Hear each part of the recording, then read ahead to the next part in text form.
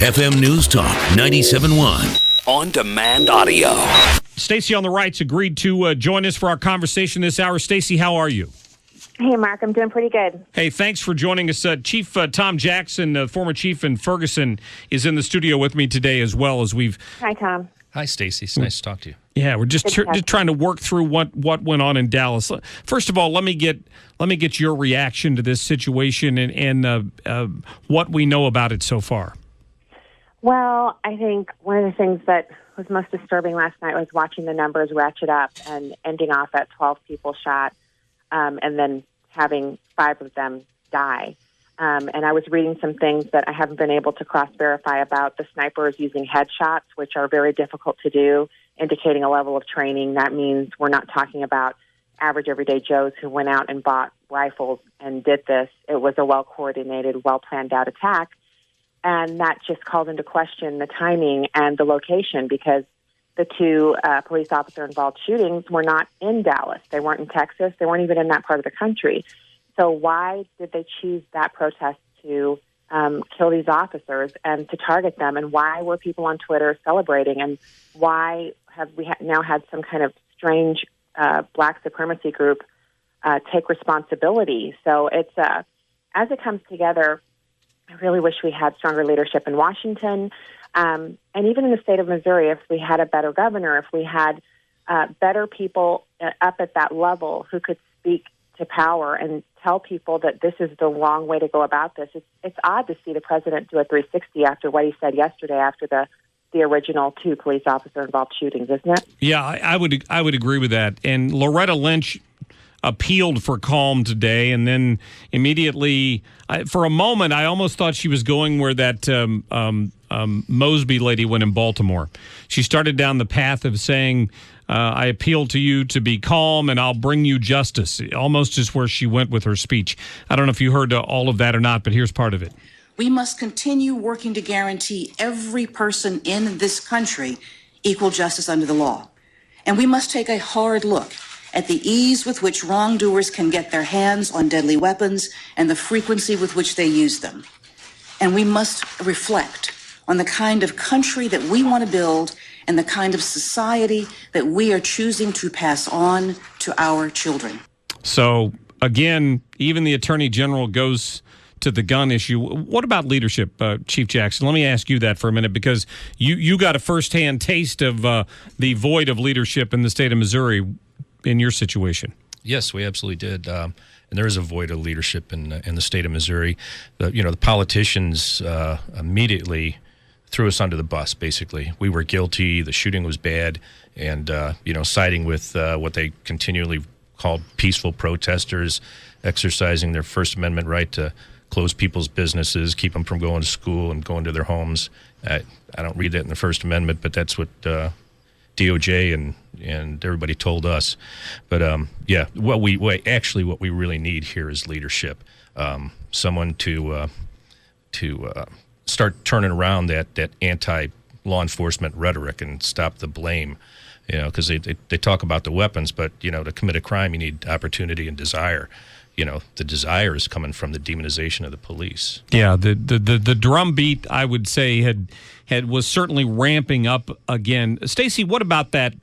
I don't know. I described it as an atmosphere that is kind of been engendered by or encouraged by this administration, dating back to the Trayvon Martin case, and before that, the beer summit that we had up in the Northeast somewhere. There's almost been an immediate assumption that the officer involved must be wrong. Well, and it sets us up for a lot of disappointment when the officers are then exonerated, because the complete body of evidence is never what you have within 24 hours of everyone finding out that there's been a shooting. I've been bringing up, Mark, the fact that we're kind of focused on this idea that the police are out hunting for black people, when the reality of the situation is quite different. We're talking about blacks being 26% of all of the people who are shot by the police in officer-involved shootings over the course of a year. So 1,158 people shot nationwide out of 311 million people. 48 million of them are black. and about 560 or so of those 1,058. And that's the high number. Oftentimes it's more in the 300s if you look over the past 3 years that they've kept data, 2015, 2014, and 2013. Then we're looking at not even half. Okay, so for people who like to just use round numbers, it's a quarter of the shootings at 26%. Sometimes it's up to 40%, but it's never the majority of the shootings being black people. So why are we only talking about that? And you mentioned something about the difference in the way people are policing, the way the officers are handling these neighborhoods. There's something called the Ferguson effect, and I'm sure you're familiar with Heather McDonald. She's written a book about officer-involved shootings. She's an amazing source of information. Spot on, too, with her analysis. Yeah, and she's saying here, blacks are more likely to kill cops than be killed by cops. 40% of the cop killers in America are black. And the Ferguson effect. Murders have spiked by 17% among the 50 biggest cities in the United States. We've seen it here. We've seen it in Baltimore. The media doesn't cover it very much, but I guarantee you the people who live in these neighborhoods where the murder rate is going up are the innocent bystanders, and they're silent and they're faceless and they're victims, but they're not being represented in the media when we have the president say the idiotic things he's been saying. And he and Loretta Lynch would do best just to be quiet about this and allow the adults in the room, the people who are on the ground, community leaders, activists, and law enforcement, to have these discussions and start bringing us back together, because that's the number one thing we need to do right now is come together. I'm so happy to hear you come up with those statistics like that. The president was quoting statistics from Poland. I said at the top of the show, it's almost like he had these in his back pocket and was waiting for something to happen so he could pull them out. And I'm sure a staff member provided them for him, but it was just odd to me that we were lectured by the president from a foreign country on the statistics of officer-involved shootings involving African Americans when we didn't know the investigative conclusion of those two situations yet. It hadn't even started. Mark, I'd love to hear him talk about the opposite side of that. He should be in the very center of this discussion if he's going to speak on it, and he should be speaking on behalf of law enforcement as well. We're talking about over 1 million police interactions a year for an enormous police force, the safest country in the world. And we have these, they're difficult. Those videos are so hard to watch. And my heart is, you feel like someone's just been beating you in the chest after a while after you watch these videos. Sure. And you see the comments online.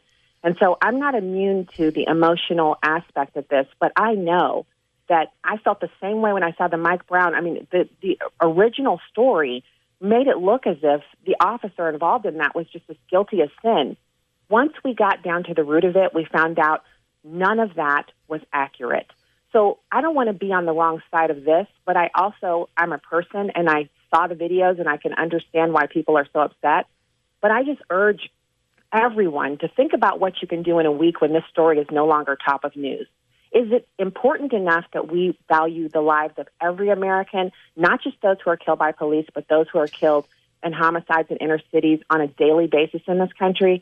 How about we value those people and start working towards some solutions that can help the everyday killing that is normative in inner cities in America, and start talking about that and keep that top of mind if this is really of value to you, if it's not just an emotional moment for you, but it's a real cause that you want to be active on. Yeah, it's a great point, Chief. You're, from the policing side of that, so much goes on that nobody ever hears about or sees until you have an incident like this. Oh, that's absolutely true. For example, with the Mike Brown shooting, I didn't realize that that story was going out so quickly that a couple of news outlets had put it out.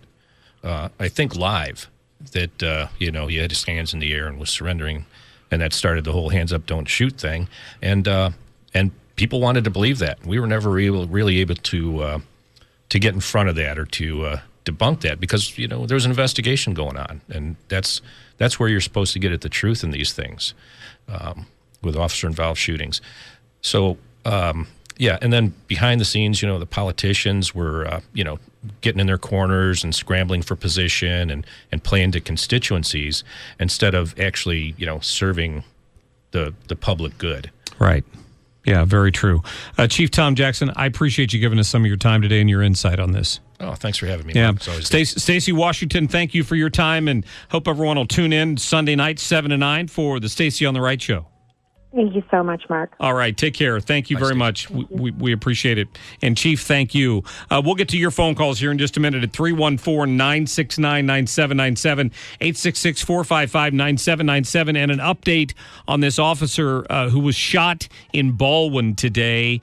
He's in the hospital, was apparently shot in the neck. We don't know the details of it yet. We'll try to keep you updated throughout this show. Stick around.